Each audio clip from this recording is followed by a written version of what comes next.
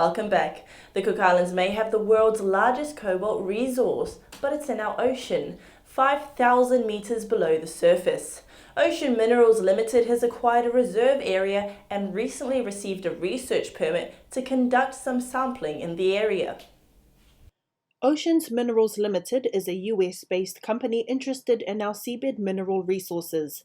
This morning, the company, who has just completed its first research expedition in our waters, invited stakeholder groups such as Marine Resources, National Environment Services, the Ipukaria Society, CIIC, the Seabed Minerals Office, as well as the Deputy Prime Minister to a short talk about the trip. This involved describing how the free-fall grab system worked. CITV spoke with Chief Projects Officer Laurie Meyer, who was focused on the geology side and analyzing the nodules that were brought up. The way we grabbed them was using what's called a free-fall grab sampler. They free fall from the boat, so they're not on a line, they're dropped overboard. They go down to the seabed, are activated by a very simple mechanical mechanism to close and capture a portion of the seabed and its contents, the nodules on top. And then it drops some weights, which then allow a buoyancy system to bring the whole mechanism back up to the top. So it was about a 3 hour and 15-minute process from the time we dropped it overboard until the time the buoys came back up on top. And we'd circle the boat back around and pick them up, bring them on board and process what was in the baskets. And we had a limited amount of time out there to do the work. So we were scrambling to get as many grabs in the water as possible during that 3 or 4 days of sampling. And we managed to drop 50 grabs and recovered 50, and they all had nodules. So it was a very successful program in that regard. The company also showed some of the samples that were retrieved. The samples consisted of both polymetallic nodules and sediment. What this cruise allowed us to do was to get a sufficient quantity of sample nodule material so that we can begin to perform the metallurgy testing to make sure that the processes that have been developed for processing and extracting cobalt, copper, nickel from the nodules. It's only been tested on crusts and CCZ nodules. Now we have some nodules that can go into a test program that represent Cook Islands nodules, and we just need to make sure that the process chemistries, that it all still works for these nodules as well as it did for the ones they were developed for. The company has been following the development of our legislation and are interested in applying for an exploration license this year. We had two primary objectives.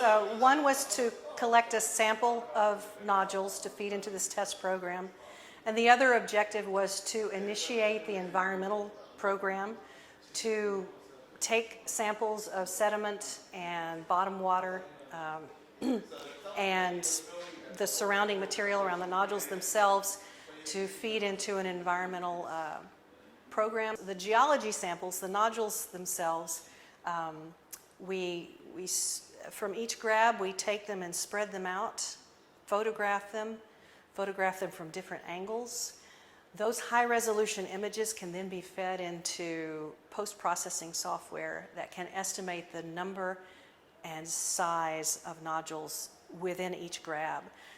That helps us to improve our estimates of nodule abundance in a particular area. We also weighed them, and so now we have a mass per square meter area, which also we're comparing with our previous geological models based on prior collection work done by Japanese and other cruises. The nodules also, we record all sorts of observations about them, what shape they are, whether they're massive or small. A lot of them look like they probably contain interesting core material that the nodule formed around, probably teeth. But once they get to a certain size, they become spherical. Almost all of the ones we found were spherical or slightly oblong spherical nodules. So analysis will be done on that, and that matters because the systems that will eventually be designed to harvest these nodules they need to be designed with some idea of how large the nodules could get and how dense the carpet of nodules might be within an area. The company took with them 6 Cook Islanders from the various stakeholder groups on the 8-day mission, departing Rarotonga on Christmas Day 2019 and returning on New Year's Day. They were great. We had a real family going out there. We got to know a lot about each other. We learned to rely on each other. Everybody had a role to play. It would have been very difficult to be as successful as we were had it not been for the Cook Island crew that went with us. So we're very appreciative to the Seabed Minerals Office for identifying great qualified people to come with us, and everyone was excited and really pitched in, so it's a good experience. I just feel extremely honored and privileged to get to work here in this environment with such great people, and I love the Cook Islands. I'm sad to go. Even though I've been gone from home a long time, I'm sad to go, and I'm looking forward to coming back.